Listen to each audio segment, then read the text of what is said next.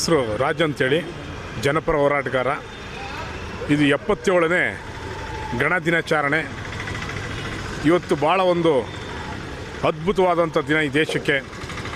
ಯಾಕಂದರೆ ಈ ದೇಶ ಹರಿದು ಹಂಚೋಗಿತ್ತು, ಅನೇಕ ಪ್ರದೇಶಗಳಾಗಿತ್ತು, ಪ್ರಾಂತ್ಯಗಳಾಗಿತ್ತು. ಎಲ್ಲವನ್ನು ಒಗ್ಗೂಡಿಸಿ ಇವತ್ತು ಗಣ ದಿನಾಚರಣೆ ಅಂತ ಮಾಡ್ತಾಯಿದ್ದಾರೆ. ಇದರ ಹಿನ್ನೆಲೆ ಸಂವಿಧಾನ ರಚನೆ 1950ನೇ ಇಸ್ವಿಲಿ ಡಾಕ್ಟರ್ ಬಾಬಾ ಸಾಹೇಬ್ ಅಂಬೇಡ್ಕರ್ ಅವರು ಸಂವಿಧಾನವನ್ನು ಕರಡು ಪ್ರತಿರೂಪದಲ್ಲಿ ಕೊಟ್ಟಂಥ ದಿನ. ಈ ಕರಡು ಪ್ರತಿಯಲ್ಲಿ ಈ ದೇಶದಲ್ಲಿ ಸಮಾನತೆ ಇರಬೇಕು, ಏಕತೆ ಇರಬೇಕು, ಸಹಬಾಳು ಇರಬೇಕು, ಸಮಪಾಲು ಇರಬೇಕು, ಭಾತೃತ್ವ ಇರಬೇಕು ಅಂಥೇಳಿ ಅದರಲ್ಲಿ ಅಡಕವಾಗಿದೆ. ಸೊ ಇದು ನಿಜವಾಗ್ಲೂ ಪ್ರತಿಯೊಬ್ಬರು ಪಾಲಿಸಿದ್ರೆ ಸ್ವರ್ಗ ಮೇಲಿಲ್ಲ, ಇಲ್ಲೇ ಇರುತ್ತೆ. ಇಂಥ ಒಂದು ಕರಡು ಇಡೀ ಜಗತ್ತಲ್ಲಿ ಎಲ್ಲೂ ಇಲ್ಲ ಅಂತ ಹೇಳೋದಕ್ಕೆ ಧೈರ್ಯವಾಗಿ ಹೇಳ್ಬೋದು. ಏಕೆಂದರೆ ಇಂಥ ಒಂದು ಭಾತೃತ್ವವನ್ನು ಇವತ್ತು ರಾಜಕಾರಣಿಗಳು ಅಳವಡಿಸ್ಕೊಂಡಿಲ್ಲ. ಆದರೆ ನಮ್ಮ ಶ್ರೀರಾಮ್ಪುರದಲ್ಲಿ ನೀವು ಭಾತೃತ್ವವನ್ನು ನೋಡ್ಬೋದು.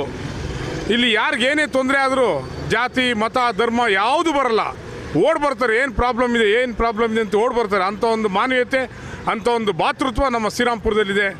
ಉದಾಹರಣೆಗೆ ಉತ್ಪ್ರೇಕ್ಷೆಯಾಗಿ ನಾನು ಮಾತಾಡ್ತಾ ಇಲ್ಲ. ನಮ್ಮ SK ಗ್ರೂಪ್ನ ಕೋಮದನ್ ಅವರು ಕಳೆದ ದಿನಗಳಲ್ಲಿ ಕಬ್ಬು ವಿತರಣೆಯನ್ನು ಮಾಡಿದ್ರು.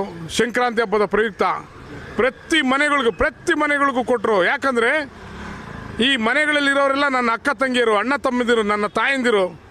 ನಾನು ಈ ದಯಾನಂದ ನಗರ, ಬಂಡಿರೆಡ್ಡಿ ಸರ್ಕಲ್ ಆಗ್ಬೋದು, ಶ್ರೀರಾಮ್ಪುರ ಆಗ್ಬೋದು, ಈ ಏರಿಯಾದ ಮನೆ ಮಗ ನಾನು ಅಂತೇಳಿ ಅಂಥ ಒಂದು ಭಾತೃತ್ವವನ್ನು ಪ್ರತಿಯೊಬ್ಬರಲ್ಲಿ ನಾವು ಕಾಣ್ಬೋದು.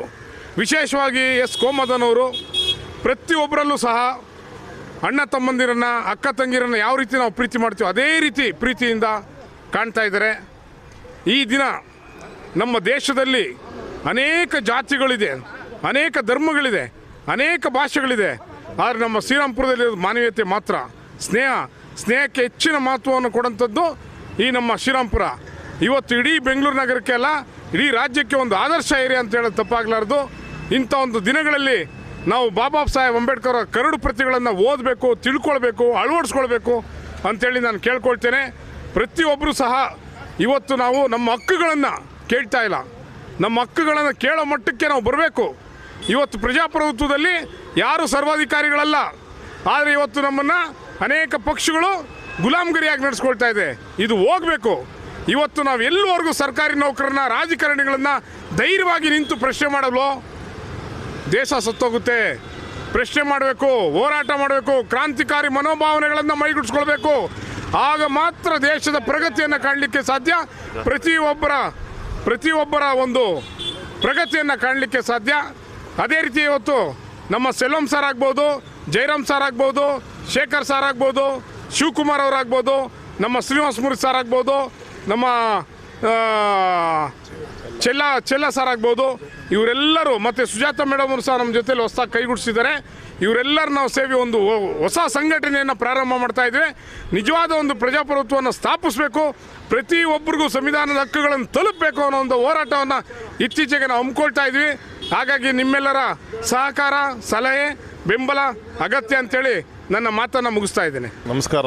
SK ಗ್ರೂಪ್ಸ್ ಕೋಮದನ್ ಮಾತಾಡ್ತಾ ಇರೋದು. 77th republic day. Wish you happy all the republic day wish ಮಾಡ್ತಾ ಇದ್ದೀನಿ.